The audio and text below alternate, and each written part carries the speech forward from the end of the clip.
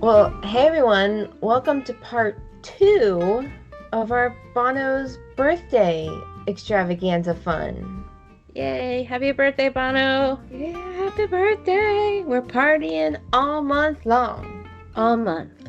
So last week we brought you 60 fun facts for the Big 6 Off the top of our head, it wasn't like we had any preparation for that. No, it just like bing, bang, boom. Yeah. Totally.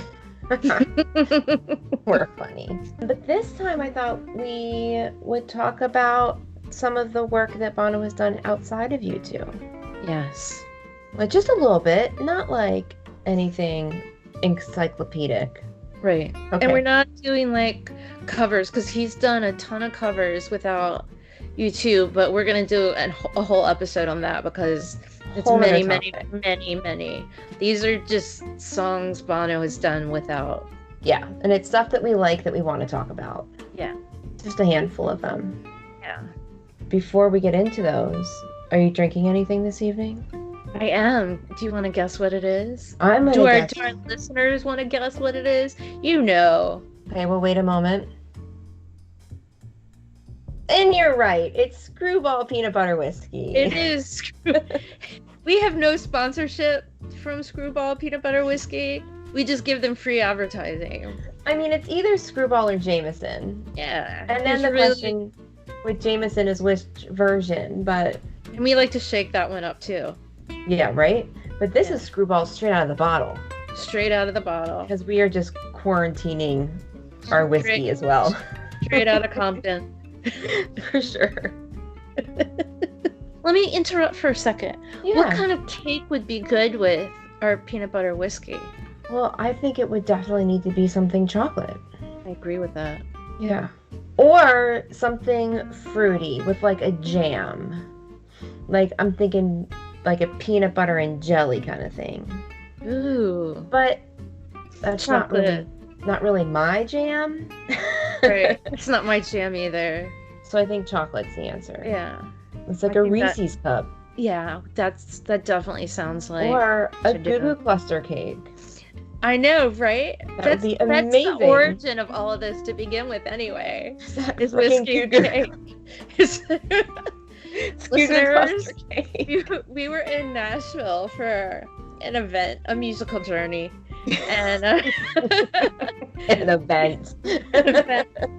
A musical journey. We went back to our hotel. Was it the night of the show? It was after the show, I think. After the show, and we asked, we're like, do you have anything sweet? And they're like, I think we have pie. And we're like, he's like, no, we have a brownie or something. And we're like, just bring it. And he brings these giant pieces of chocolate cake. They were called Goo Goo Cluster Cake or whatever. But he didn't say anything about those. I mean, I thought I was getting a brownie or a piece of apple pie or something. I think it was left over from a wedding or some event. But it was the biggest friggin' piece of cake I've ever seen. And we went to town on it with whiskey. Mm-hmm. And we were like, thank goodness there's a fridge in our room so we can put the leftovers in there. Right. And the cake never made it. No, never. Right? Like, I didn't think. And our friend, who's a very staunch vegan, went to town on that cake too. And I'm like, there's dairy in that. And she's like, yeah, it's okay. Yeah. Every once in a while, you gotta. When life presents you this. Yeah. Oh, that's a great cake. Oh my god! Like, so good. Cake. If y'all don't know what Goo Goo Clusters are, you have to just Google it because it's a kind of candy. Yeah, I think it's a southern delicacy. Maybe. I should know this, but I'm not really. You're southern, technically, ish. Yeah, I mean, in terms of the Civil War, we are, even though my family was being oppressed in Eastern Europe at the time. Yeah. Virginia was on the South during the Civil War, but I feel like in recent years we've become more like Mid-Atlantic. For sure. Call us that. I mean, we're all blue and cheery and you've been doing good stuff. So yay, Mid-Atlantic. Let's just call us that. Right. Bring it on. Okay, well, let's talk about some Bono stuff since this is his birthday. We This is shouldn't focus on ourselves too much. just a little. Just a little. So, can I talk about one of my first favorites? Please. I went straight to the Michael Hutchens solo album that actually came out after he passed away. And there's a song on there called Slide Away that Michael Hutchens has all of the writing credits for it, but everything I read said that Bono reworked some of the lyrics. And listening to them, I mean, these lyrics are like the sisters of Stuck in a Moment. Like, they're so related that they are absolutely Bono's lyrics. Like, they just have to be. So, Michael passed away in 97. This album came out in 99. And it's just so perfect. I don't think it always works when there's a song and like another artist like comes in and like fills a gap. And lots of times, even with Bono, it just feels so forced. And this one just works. Right. So beautifully. I love it. I must admit, I am not, I mean, I've heard it obviously, but I'm not really familiar with that song. I need to definitely dive into that one. Yeah.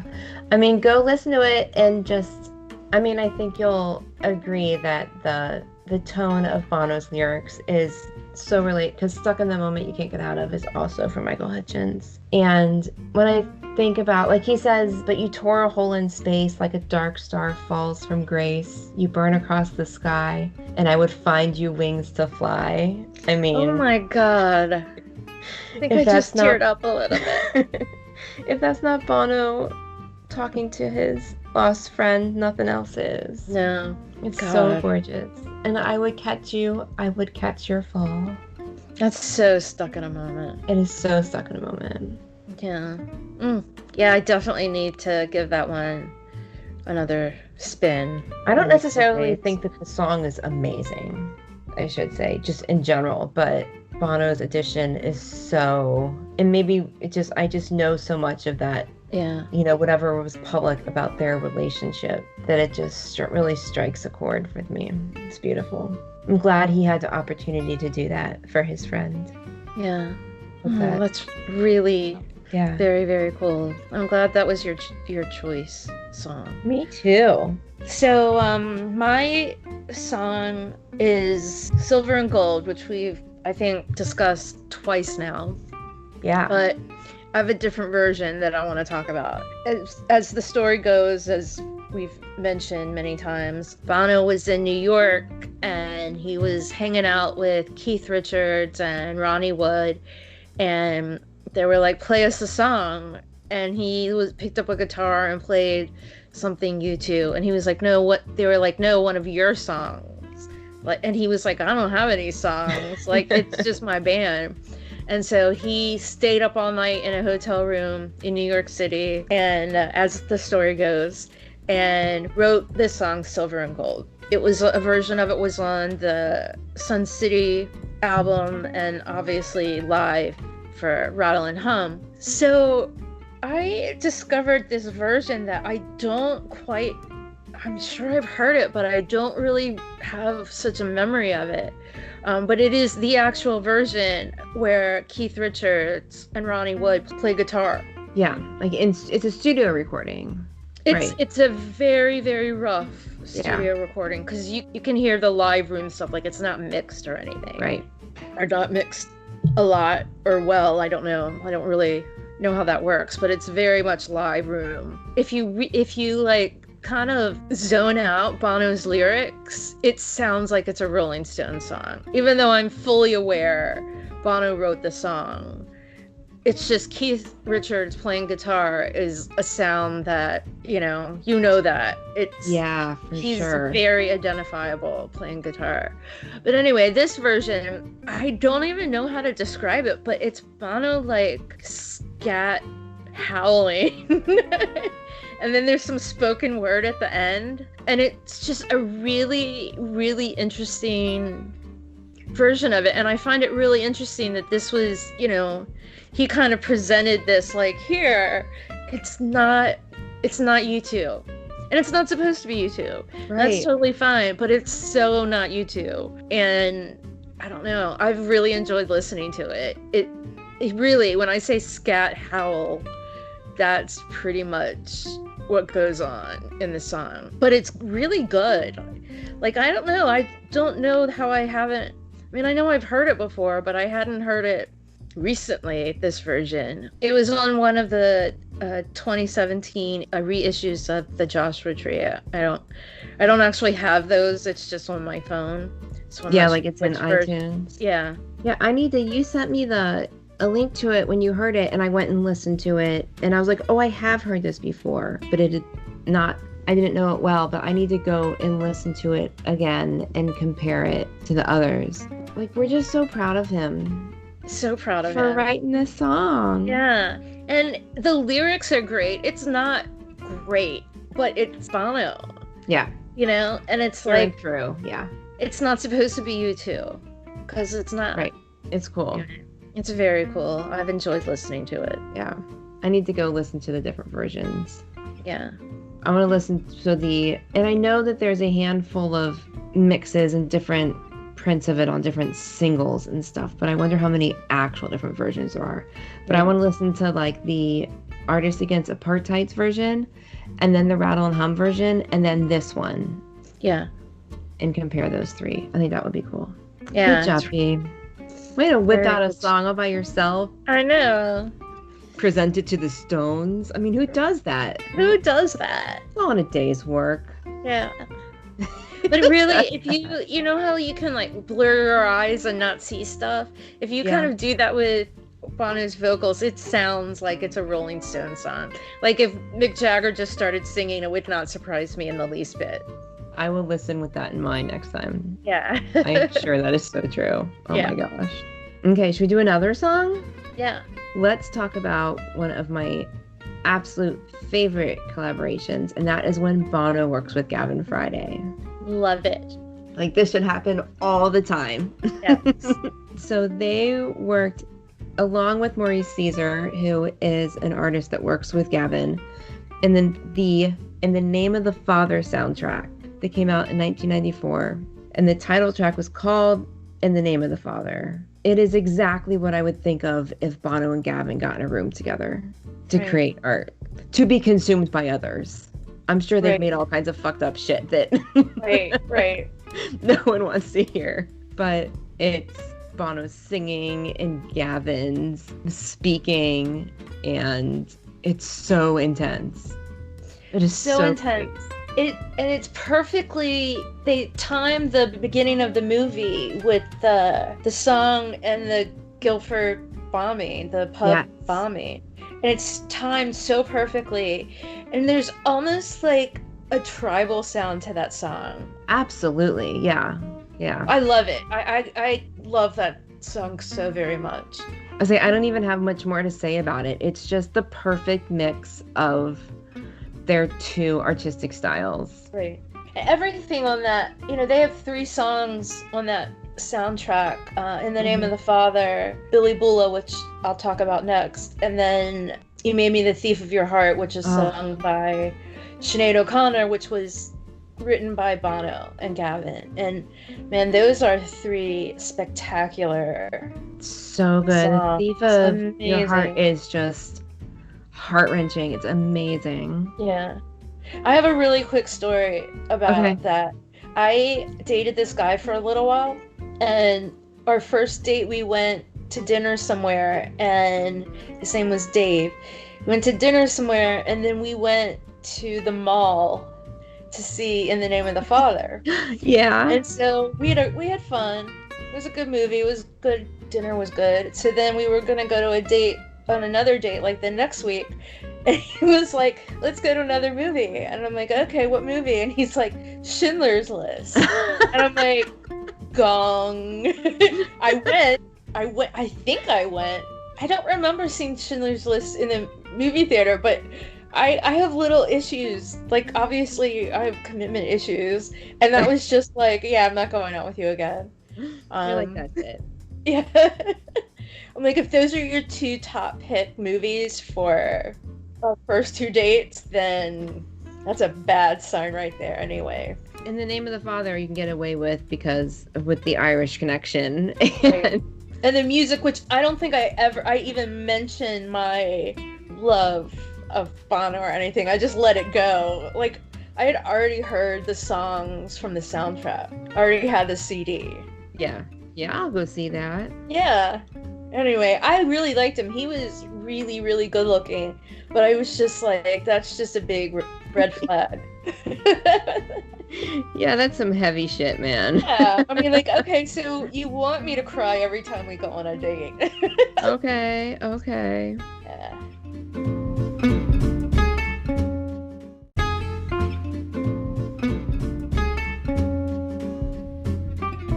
Anyway, segue into Billy Boola, which also Gavin and Bono. There's a quote somewhere, and I can't remember it off the top of my head exactly, but it's like there's a point where you can't tell if it's Bono turning into Gavin or Gavin turning into Bono.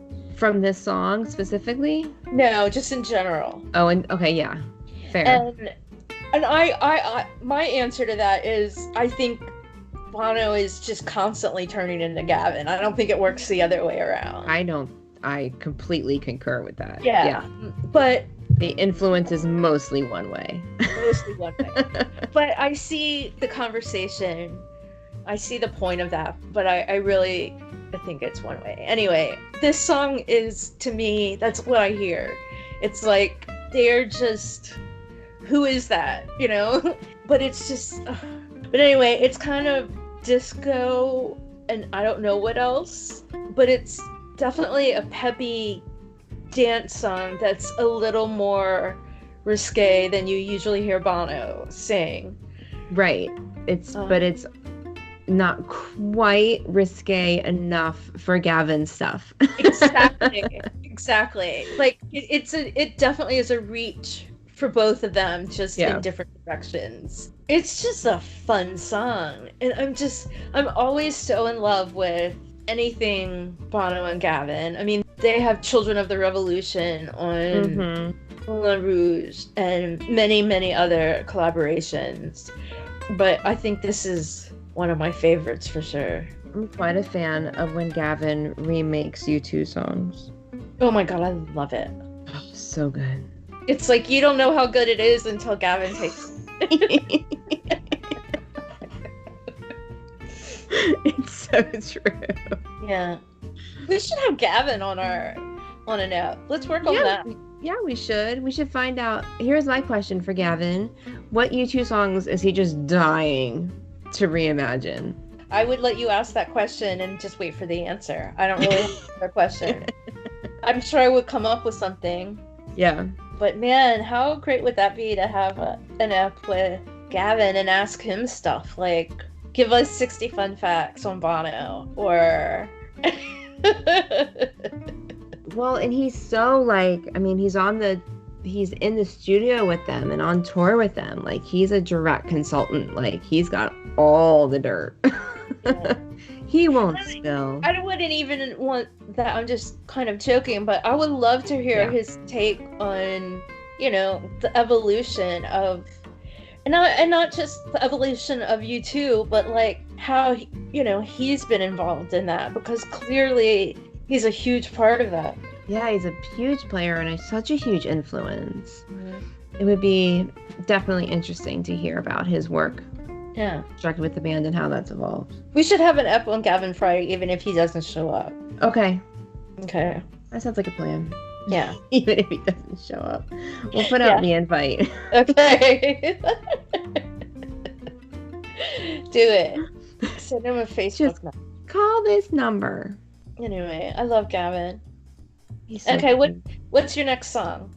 So my next song is In a Lifetime with Clannad, which is just, I feel like the epitome of all examples of Bono doing non-U2 work. Right. If you aren't familiar with Clannad, they're an Irish band. Pretty sure they live down the road. Oh, that's Enya. Enya lives down the road. Enya lives in a castle above Bono, I think. Yeah, as she should. Yeah.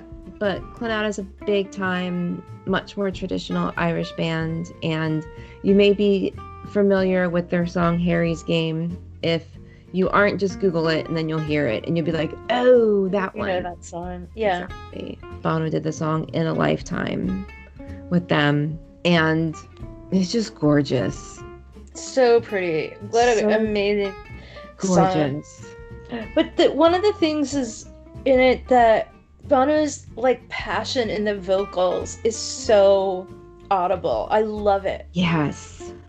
There's nothing. The vocals sound more live, like it's not toned down at all. Like it's, and maybe they are, who knows, but that's a good way to put it, that you can really hear the passion in his voice. This is such an established Irish band, and I think it was such an honor to do the song with them. I don't know if he has songwriting credits. Does he?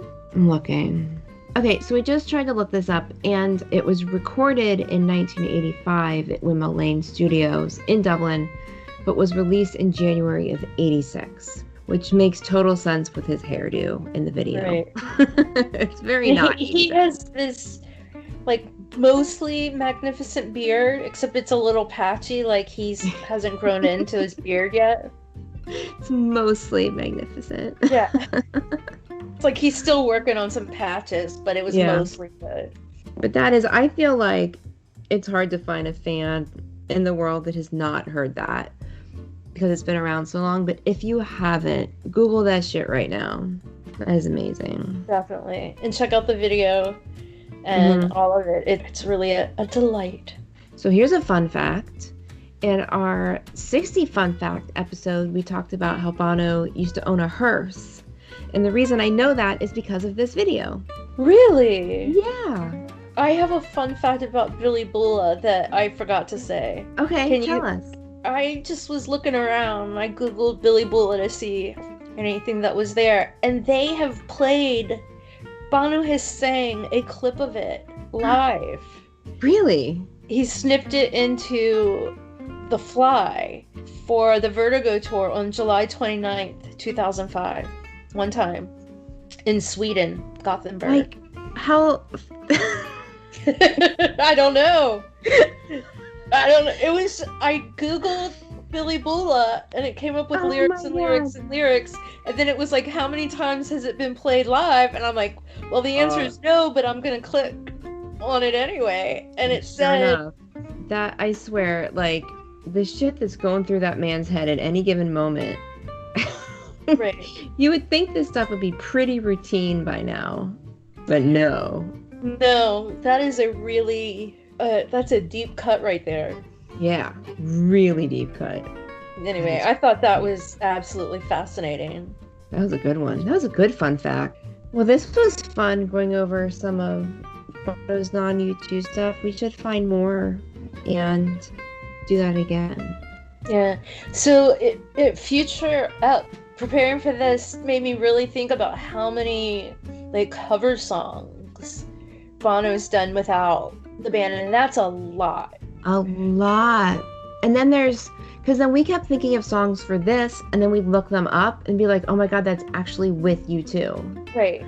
So there's so many different genres of. Also, I think we need an ep of songs that Bono wrote for other people to record. Absolutely. That would be such a great ep.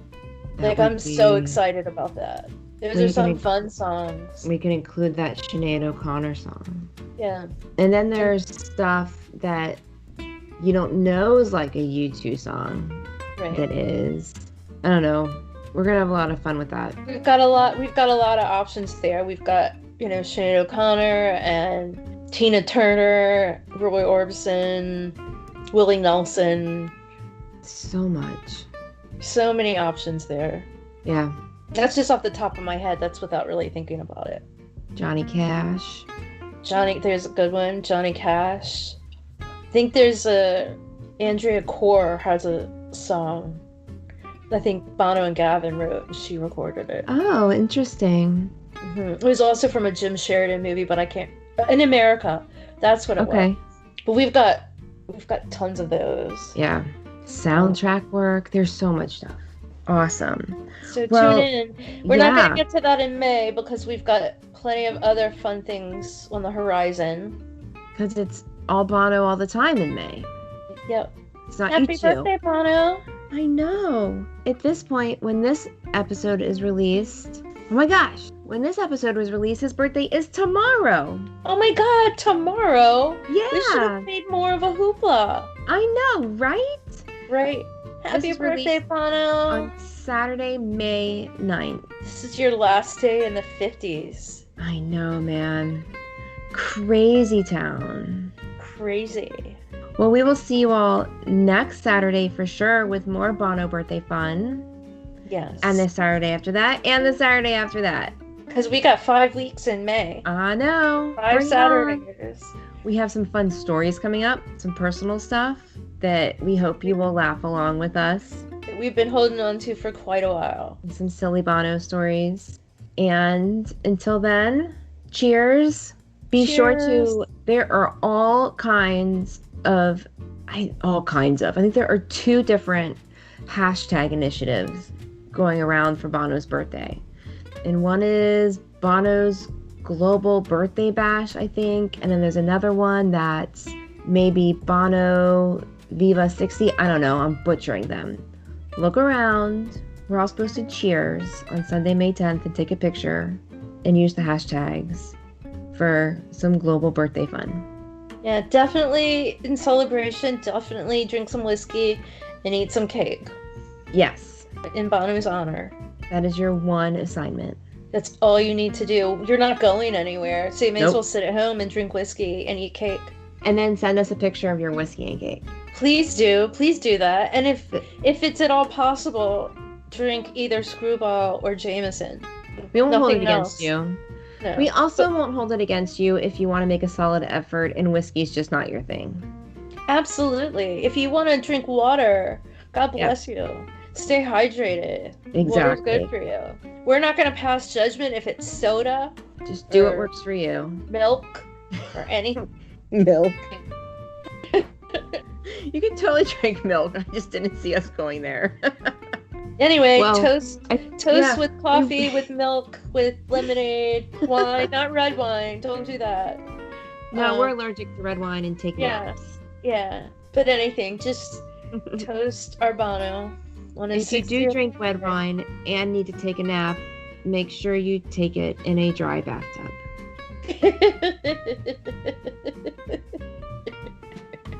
Don't put water in it. No water. Oh. Dry bathtub. I was gonna say just a bathtub, but then I was worried. Have you ever fallen asleep in a bathtub before? I sure as hell tried once. I did once. We were When- together.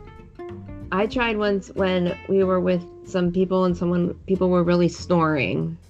I did that. It was like we were there for a couple nights, and I think we fought over the I bathtub. think we did with Shawnee. I think it was a 3-way fight. I don't think Shawnee was there. I think maybe there was another time I fought with Shawnee for the bathtub. Perhaps. That trip was also the first time I ever went to a Sephora. Yes, indeed. Good times. Yeah, Nothing to do with Bono, but well, he was there, but he was there. He was around. he was around. He was Not in the bathtub or at Sephora. no. He was just well, he probably wasn't even in the city we were in. No. He just stopped by. Right. Oh, our inside jokes. If you guys only knew. We Oh, will man. share some of them with you this Yeah. month. Next week coming up. Watch out. Don't get scared. Don't get scared. Okay. Get excited. It's all good. Exactly. Okay. Well, until next time, y'all. Bye. Bye.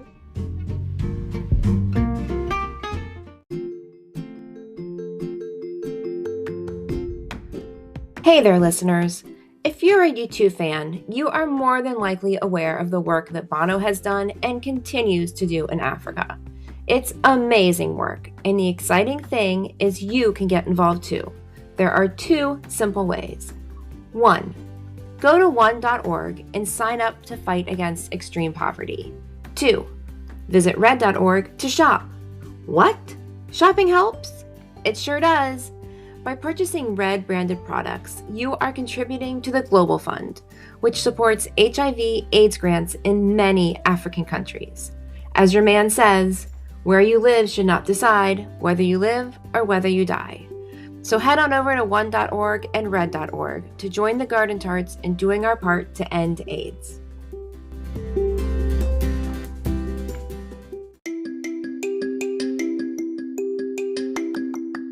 Also, we love hearing from people and chatting with people, and of course, we love talking you too. So you can drop us a line on Instagram or Twitter at _gardentarts, or you can even email us at wearethegardentarts@gmail.com.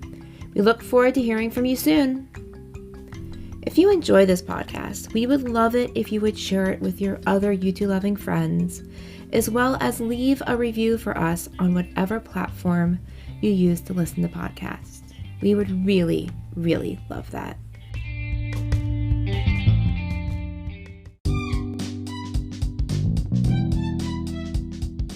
May your music be loud and your whiskey be strong. Until next time, cheers.